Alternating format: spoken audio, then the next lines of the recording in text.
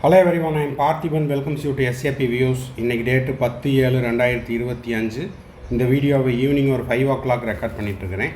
இன்றைக்கி காலையிலேயே ஒரு வீடியோ போஸ்ட் பண்ணியிருந்தேன். இன்றைக்கி மத்திய பிரதேஷ் ஹைகோர்ட்டில் ஹியரிங் வருது. அதாவது ரீநீட் தொடர்பாக இண்டோர் தேர்வு மையத்தில், நீட் தேர்வு மையத்தில் தேர்வு எழுதிய மாணவர்கள் தொடரப்பட்ட வழக்கினுடைய விசாரணை அப்படிங்கிறது இன்று மத்திய பிரதேச உயர்நீதிமன்றத்திற்கு வருகிறது அப்படின்னு சொல்லியிருந்தேன்.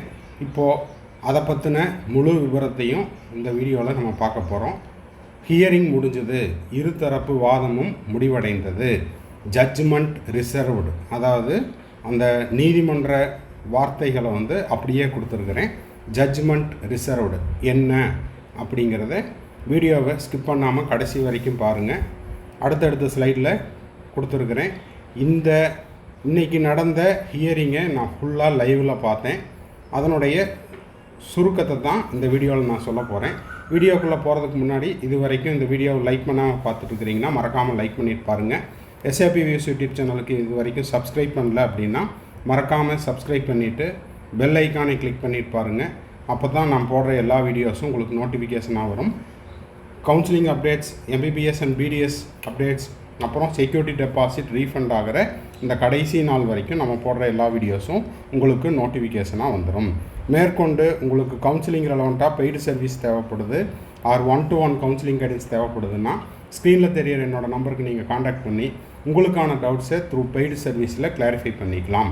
ஓகே, இப்போது இன்று மத்திய பிரதேச உயர்நீதிமன்றத்தில் நீட், அதாவது ரீநீட் தொடர்பாக விசாரணை நடைபெற்றது. அதனுடைய முழு விபரம் என்ன அப்படிங்கிறத பார்த்துடலாம். இதுதான் அந்த வழக்கினுடைய விபரம். நேஷனல் டெஸ்டிங் ஏஜென்சி எத்தனை மணிக்கு விசாரணைக்கு வந்தது அப்படின்னு பார்த்தீங்கன்னா இன்று 3:30 மணிக்கு நடந்தது. ஓகே, இதில் என்ன சொன்னாங்க? இதுதான் லைவில் ஆன்லைனில் நடந்த அந்த வழக்கினுடைய விபரம். என்டிஏ தரப்பில் வாதிட்ட லாயர் என்ன சொன்னார் அப்படின்னா, அந்த பர்டிகுலர் தேர்வு மையத்தில் வழக்கு தொடர்ந்த ஒரு 78 மாணவர்கள், அந்த 78 மாணவர்களில் அதே தேர்வு மையத்தில் பார்த்திங்கன்னா ஆல் இண்டியா ரேங்க்கு 2 எடுத்த மாணவரும் இருக்கிறாரு. அந்த சென்டரில் தேர்வு எழுதின பவர் ஃபெயிலியர் ஆச்சு, 1 hour பவர் ஃபெயிலியர் ஆச்சு, அதெல்லாம் உண்மைதான். ஆனால் அந்த தேர்வு மையத்திலேயே பவர் ஃபெயிலியர் ஆயிருந்தாலுமே கூட ஆல் இண்டியா ரேங்க் 2 வாங்கின மாணவரும் அதே தேர்வு மையத்தில் தான் தேர்வு எழுதினார். அது மட்டும் இல்லாமல் 600+ மேலே அந்த தேர்வு மையத்தில் தேர்வு எழுதின மாணவர்களுடைய எண்ணிக்கை 11 அப்படிங்கிறதையும் அவர் சுட்டி காட்டினார். என்டிஏ தரப்பில் வாதிட்ட இந்த வழக்குரைஞர். ஓகேங்களா?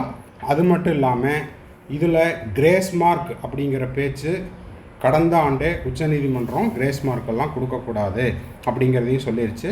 அப்படி கிரேஸ் மார்க் கொடுத்தோம் அப்படின்னா அந்த இடத்துல மெரிட் அப்படிங்கிற வார்த்தை அடிபட்டுரும் அப்படின்ற மாதிரியும் அவர் சுட்டி காட்டியிருந்தார். இருதரப்பு வாதங்களையும் வழக்கு தொடுத்தவர், அதே போல் என்டிஏ தரப்புனுடைய வாதம், இது எல்லாத்தையும்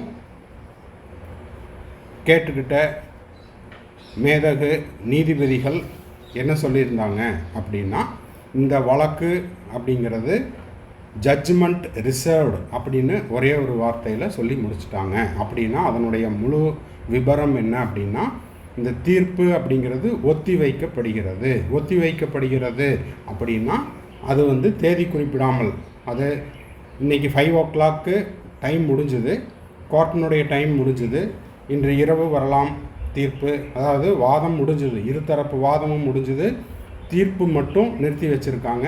இந்த தீர்ப்பினுடைய முழு விபரம் இன்று வரலாம் அல்லது நாளை வரலாம். சனி ஞாயிறு அப்படிங்கிறது கோர்ட் லீவு, மேபி திங்கக்கிழமை வரலாம். எப்போ வருது அப்படிங்கிறது தெரியாது.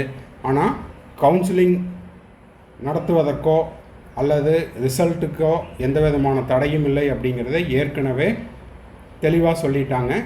ஸோ இன்றைய மத்திய பிரதேச ஹைகோர்ட்டில் உங்களுக்கு நடந்த அந்த வழக்கினுடைய விபரம் இதுதான். வழக்கினுடைய சுருக்கம் இவ்வளோ தான். ஓகேங்களா. இருதரப்பு வாதங்களையும் கேட்டுக்கொண்ட மாண்புமிகு நீதிபதிகள் இந்த தீர்ப்பை ஒத்தி வச்சுருக்காங்க, தேதி குறிப்பிடாமல் ஒத்தி வைத்துள்ளனர். அப்போது அந்த தீர்ப்பு எப்போ வரும் அப்படிங்கிறது தேதி குறிப்பிடாமல் ஒத்தி வைக்கப்பட்டுள்ளது. மேபி இன்றைக்கி நைட்டு வரலாம், ஆர் நாளைக்கு காலையில் வரலாம், இல்லைன்னா நாளைக்கு நைட்டு வரலாம். சாட்டர்டே சண்டே ஹாலிடே அப்படிங்கிறது தெரியும். ஸோ நாளைக்கு நைட்டு வரலாம், இல்லைன்னா திங்கக்கிழமை வரலாம். எப்படி வந்தாலும் கவுன்சிலிங்க்கு எந்த விதமான தடையும் இல்லை. அதே போல் ரிசல்ட் அப்படிங்கிறது ஆல்ரெடி டிக்ளேர்டு. அது மட்டும் இல்லாமல் உங்களுக்கு கிரேஸ் மார்க் அப்படிங்கிறது கொடுத்தோம் அப்படின்னா இந்த இடத்துல மெரிட் ரேங்க்கும் இதெல்லாமே தடைப்படும். அது அவ்வளவு கிளியராக இருக்காது அப்படிங்கிறதையும் என்டிஏ தரப்பு வழக்குரைஞர் சுட்டிக்காட்டியுள்ளார். கடந்த ஆண்டு உச்சநீதிமன்றம் கிரேஸ் மார்க் அப்படிங்கிறது கொடுக்கக்கூடாது அப்படிங்கிறதையும் சொல்லியிருக்குது அப்படிங்கிறதையும் என்டிஏ தரப்பு லாயர் மென்ஷன் பண்ணார். ஓகேங்களா. ஸோ இதுதான் மத்திய பிரதேச ஹைகோர்ட் இண்டோரில் இன்றைக்கி நடந்த இந்த வழக்கினுடைய விபரம். ஸோ இந்த வீடியோ உங்களுக்கு பிடிச்சிருக்கும் அப்படின்னு நினைக்கிறேன். பிடிச்சிருந்ததுன்னா மறக்காமல் ஒரு லைக் பட்டனை ப்ரெஸ் பண்ணுங்கள். சப்ஸ்கிரைப் பண்ணாதவங்க சப்ஸ்கிரைப் பண்ணிக்கோங்க. பெல் ஐக்கானை கிளிக் பண்ணி வச்சுட்டிங்கன்னா அடுத்தடுத்து வரக்கூடிய அப்டேட்ஸ், வீடியோஸ் இதெல்லாம் உங்களுக்கு நோட்டிஃபிகேஷனாக வந்துடும். மேற்கொண்டு உங்களுக்கு கவுன்சிலிங்கில் பெய்டு சர்வீஸ் தேவைப்படுது, 1-to-1 கவுன்சிலிங் கைடன்ஸ் தேவைப்படுது, கம்ப்ளீட் கவுன்சிலிங் கைடன்ஸ் தேவைப்படுதுன்னா ஸ்க்ரீனில் தெரிகிற என்னோடய நம்பருக்கு நீங்கள் காண்டாக்ட் பண்ணி உங்களுக்கான டவுட்ஸை த்ரூ பெய்டு சர்வீஸில் கிளாரிஃபை பண்ணிக்கலாம். தேங்க்ஸ் ஃபார் வாட்சிங். Bye, see you, have a nice day. மாதிரி அடுத்த வீடியோவில் அடுத்த ஒரு அப்டேட்டோட மீட் பண்ணுறேன். Have a nice day.